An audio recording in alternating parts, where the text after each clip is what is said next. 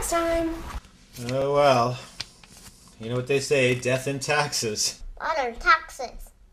Taxes are money that we give the government so we can have things like schools and teachers and policemen. And police cars? And firemen. And fire trucks? And electricity and water and roads. And jobs. Let's not forget jobs, especially mine. Yeah. Canadians pay their taxes so they can have a better life. But what many are probably not aware of is that a portion of their taxes are also used to help poor communities in developing countries. Take, for instance, this hand-woven basket which was made in the Philippine island of Bohol. This is the home of the Balnaja family. For many years, the Balnajas have been eking out a meager existence from sustenance farming. But for the past 4 years, this poor family, together with many of their province mates, have enjoyed an additional source of income, basket weaving.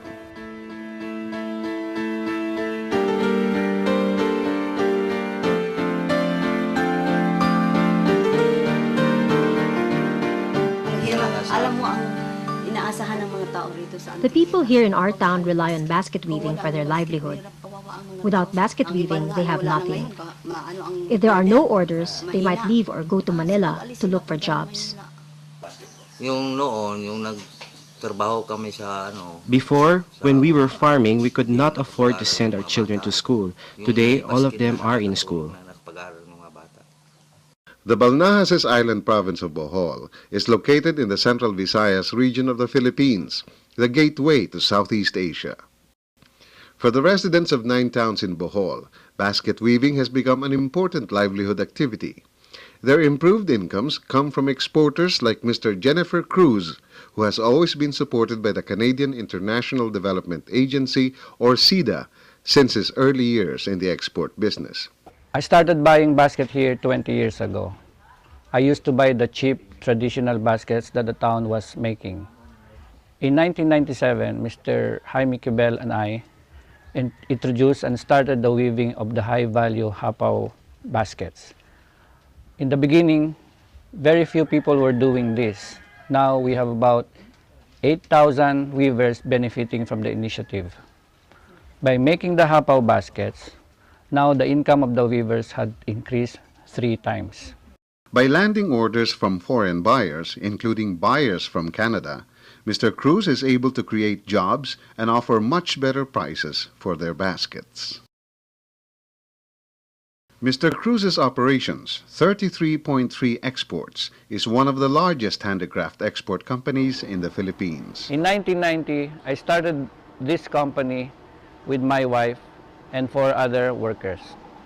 Now, after 15 years, there are more than 8,000 people depending on these baskets for their living, including my family. Besides providing income for thousands of basket weavers, 33.3 directly employs some 70 full-time workers to design, assemble, and ship orders throughout the world. Mr. Cruz's only other partner in the business is his wife, Maribel. My role is to handle the product sourcing, from the product development to the sample sending to the buyers, and all new objectives that comes. Most satisfying part of this business is seeing how the living conditions of especially the weavers were uplifted. In 2004, Philippine President Gloria Macapagal Arroyo gave the Golden Shell Award to 33.3 for being the best export company in the country. 33.3 is also a member of the Cebu Gift, Toys, and Houseware Manufacturers and Exporters Association, or simply Cebu GTH. There are more than 100 companies like mine in the handicraft export in Cebu. About 80 are members of Cebu GTH, and the Canadian government, through CIDA Pearl 2 project, has been providing us direct assistance for the past 3 years. These are in the form of trainings, business consultancies, marketing assistance, even grants so some members can attend international trade shows. In short, Canada is helping us sell more products so we can create more jobs.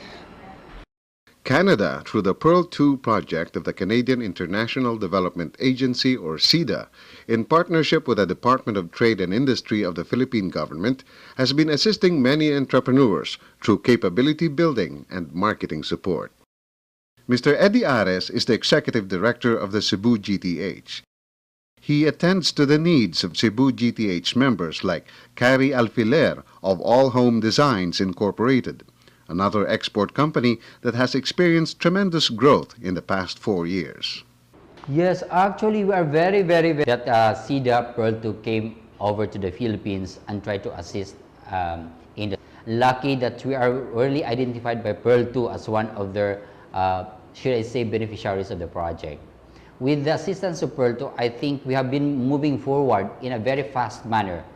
And I think in terms of improvement and our capability to provide service to our members, it has gone to a very big extent. We have more or less boosted the morale of our members, being able to more or less provide the services that they need. And this is, of course, through the help of the CIDA Pearl 2 project. Pearl 2 helps many export companies acquire the skills, technology, and expertise to improve their operations and help them land more contracts. All this is done to further develop the Philippine export industry. Ed Sutherland has been working in the Philippines for the past 2 years for the British Columbia Institute of Technology, or BCIT. BCIT is the Canadian executing agency of the Pearl 2 project. What we expect to get out of Pearl 2 is more jobs for the Philippine population. We do that by partnering with business support organizations, trade associations, Chamber of Commerce, to accelerate enterprises in the country. We believe that with more businesses, they hire more people pay more money into the economy, more people are hired, and ultimately we impact and reduce poverty, which is what CIDA is all about. The Pearl 2 project builds the capabilities of exporters through training and organizational development. Pearl 2 also assists the export sector by providing financial support for participation in international trade shows. CIDA's Pearl 2 project not only helps the handicrafts industry, but also assists furniture makers as well. Together with the Philippine Corporate-Led Development Foundation, called the Philippine Business for Social Progress, or PBSP, furniture-making cooperatives are also being assisted through training and marketing support. Back in the island province of Bohol, Peter Sutherland, Canada's ambassador to the Philippines, is visiting the town of Antiquiera to witness the impact of Canada's support. We do actually. We don't directly assist the basket weavers. What we do is we assist the companies that are purchasing the baskets and all the weaving products from the weavers. We assist them by helping them to develop their marketing skills so they can create more demand for their products and therefore ask for more weaving products from the weavers. So it's a chain effect. We work with the actual the supplier about their markets overseas in Canada, United States, Europe, Japan, wherever, and create more jobs. Canadian film students Doneen Swart and Kelly Golby of the British Columbia Institute of Technology have also come to the Philippines as volunteers. Their visit allowed them to immerse themselves in the local culture, document various aspects of Philippine life, and observe the impact of Canada's development contributions.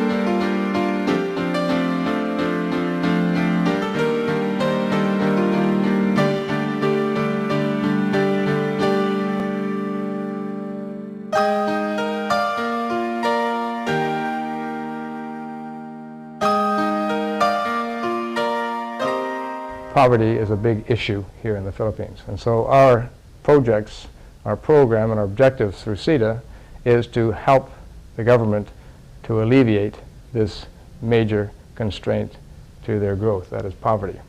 And it really, I think there's three sort of objectives that the government has identified and where we can help. First and foremost, there has to be a way of helping at the grassroots with the situation of the healthy Filipinos, healthy youngsters, healthy parents, because of course if you're not healthy, the youngsters can't go to school, they can't learn. If the parents aren't healthy, they can't earn an income, and therefore they can't afford to have their kids go to school. So health is an extremely important objective of the government, an objective of CEDA to help the government address this problem.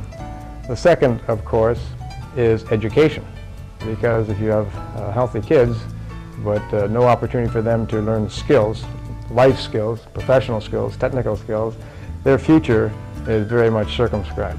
And the third, of course, is to create the jobs that enable these kids to find work without having to go abroad or without having to leave their communities to go to big cities like Manila or Cebu or Davao. And this is why projects such as those undertaken by the Pearl program are important, because the objective is to work with the small businesses, small and medium-sized businesses, in many cases micro businesses, one or two-person enterprises, to enable them to create, to grow, create jobs so the young people can find work in their communities. And then by doing that, they expand the tax base in those communities so the local government then can has more revenue they can use to create the kind of social and physical infrastructure that community needs to enable to improve their livelihood prospects. Through the years, many Canadian taxpayers are probably not aware that all this time they have been helping thousands of impoverished Filipinos lift themselves out of poverty. As support continues for international development initiatives such as the Pearl 2 project, Canadians commit themselves every day to the goal of poverty reduction around the world, helping weave a better future for all. My life is good. We are very happy because we can make handicrafts like baskets. There's no other livelihood here except making baskets. Basket.